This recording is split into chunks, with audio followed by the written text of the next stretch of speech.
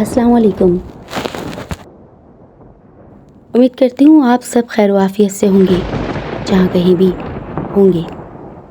आइए आज की एक और पुरअसरार और दिल दहला देने वाली कहानी की जानिब बढ़ते हैं। लेकिन ज़रा ठहरिए, उससे पहले अगर मेरे चैनल पर नए हैं तो प्लीज़ मेरे चैनल को सब्सक्राइब कर दीजिए। जाते जाते बेल आइकन को भी प्रेस कर दीजिए। शुक्रिया।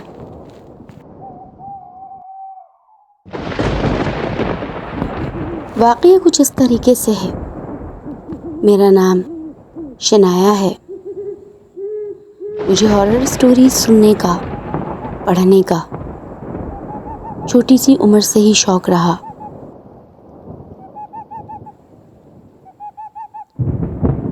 मैं आपको एक ऐसे घर का वाक़या बताती हूँ।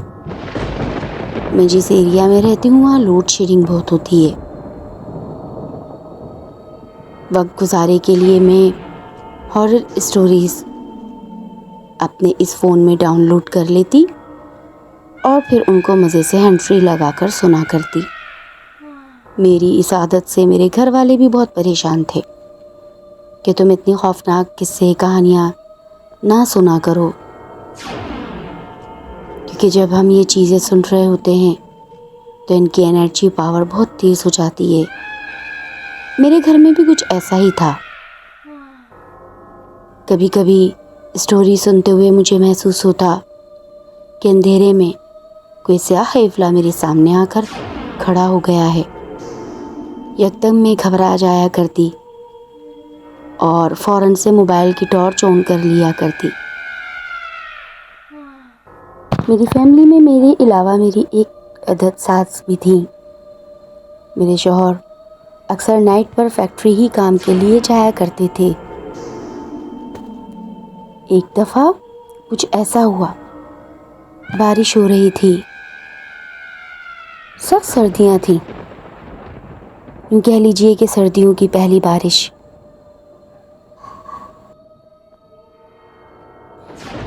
मेरी सास ने कहा कि जाओ छत वाले कमरे से जो जगह जगह से टपकता है, वहाँ राशन के कुछ बोरे पड़े हैं, उनको बीच में रखाओ। मैं उस रोज़ बहुत ज़्यादा खौफनाक कहानी सुन रही थी। रात के 11:30 बजे थे कि अचानक बारिश आ गई और मेरी सास ने अपने कमरे से ही मुझे आवाज़ लगा दी थी, बेटा ऊपर जाओ और राशन के बोरे बीच में कर दो, ऐसा ना हो चीनी आटा सब ख़राब हो जाए। मैं जो ये खौफनाक कहानी सुन रही थी वो थी ही एक चुड़ैल की कहानी, जो कि एक घर के छत पे रहती थी। और वही बात अब मेरी सास ने कह दी थी कि जाओ छत पर। मरती क्या ना करती, कानों से हैंड फ्री निकाला, हाथ में इमरजेंसी लाइट ली, फ़ोन साइड में रखा और कांपते डरते अपने आसाबों को मजबूत करते धीरे धीरे सीढ़ियाँ चढ़ने लगी। आसमान पर बादलों की गरज चमक, खड़खड़ाहट ने मेरे दिल की धड़कन भी काबू कर दी थी। आज तो मेरे हौसले पस्त हो गए थे, क्योंकि आज मुझे पता चला कि खौफ किस चीज़ का नाम है। आज मेरा दिल एंजॉय करने को नहीं बल्कि इस घर से भागने को कर रहा था। अब सासू माँ को क्या बोलूँ, और इस बारिश को जो बे टाइम आ बरसी। मेरी तो इतनी भी हिम्मत ना थी कि अपनी सास से कह सकती, बड़ी भी ज़रा साथ चलिए, लेकिन उनकी भी उम्र का तकाजा, स्लिप हो जाती तो उनकी हड्डियों का प्लास्टर कौन करवाता। बहरहाल सोचों को साइड में रखते हुए आहिस्ता आहिस्ता सीढ़ियाँ चढ़ने लगी। पानी था बहुत ज़ोरों से बह रहा था। अचानक मेरा ही फ़ोन बज उठा और खौफ से मेरे हाथ इमरजेंसी लाइट छूट गई। फ़ोन तो मैं अपने कमरे में ही छोड़ आई थी, इमरजेंसी लाइट भी पानी में तरबतर हो गई। جلدی سے اٹھائی اور واپسی نیچے ہو لی۔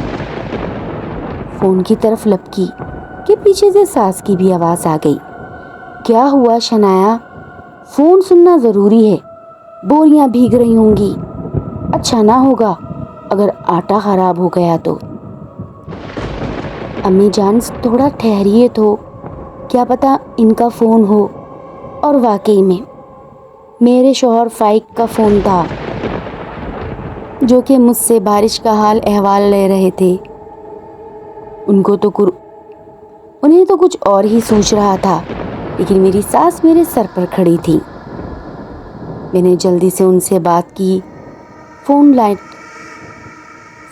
لائن کاٹی اور ساس کی کھری کوٹھی سنتی ہوئی ایمرجنسی لائٹ ہاتھ میں لیے واپسی اوپر کی راہ لی۔ اب تو وائپر بھی میرے ہاتھ میں تھا۔ بارش سے پورا صحن سیڑھیوں کے راستے بھیگ چکا تھا۔ پہلے صحن صاف کیا، پھر سیڑھیوں سے ہوتی ہوئی اوپر۔ میں نے اپنے سر کو چھتری سے کور کر لیا تھا۔ میرے گھر میں ایک چھوٹی سی امبریلا تھی۔ میری شادی کو بھی 1.5 سال ہی ہوئے تھے۔ آسمان پر پھر بجلی چمکی اور میرا دل خوف سے لرز گیا۔ یکدم میں ٹھہری۔ یا اللہ، اتنی کالی رات، اتنی خوفناک رات، کمرے تک جانا اور صحن پار کرنا۔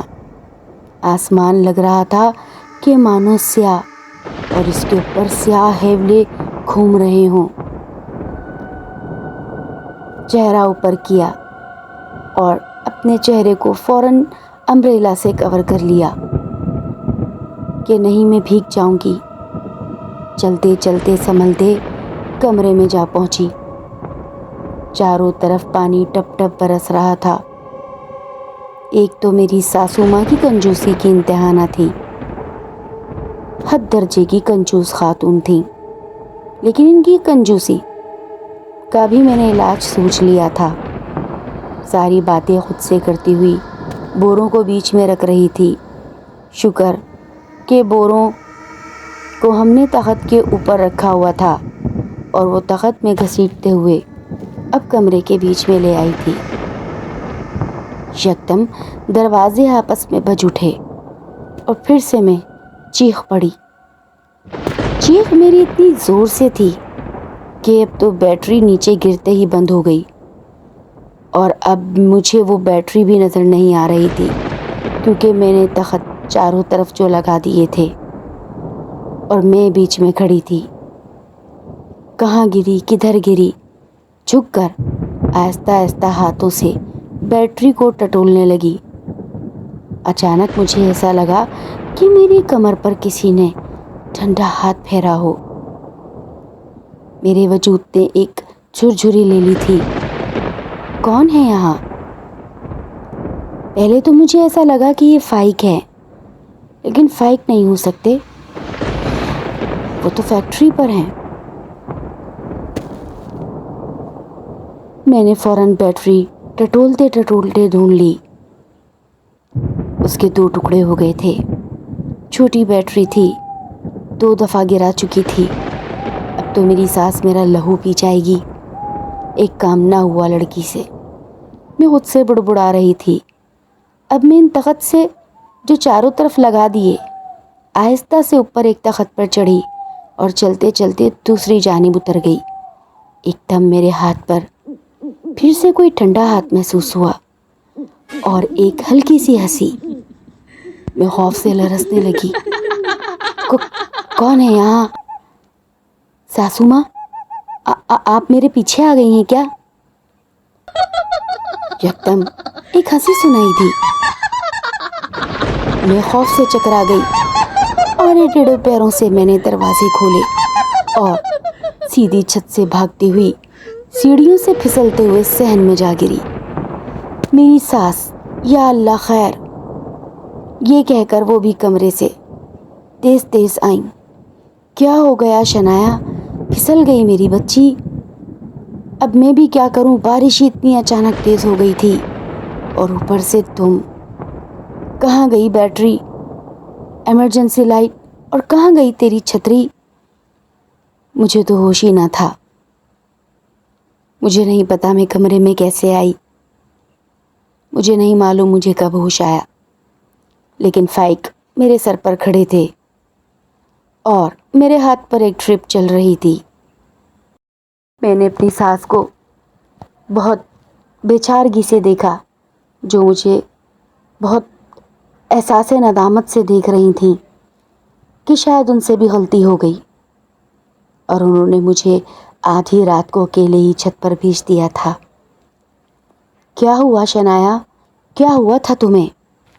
فائق وہ بس ہوا تو کچھ نہیں، بس میں پانی کی تیز بہاؤ کی وجہ سے سیڑھیوں سے پھسل گئی تھی اور کچھ نہیں ہوا۔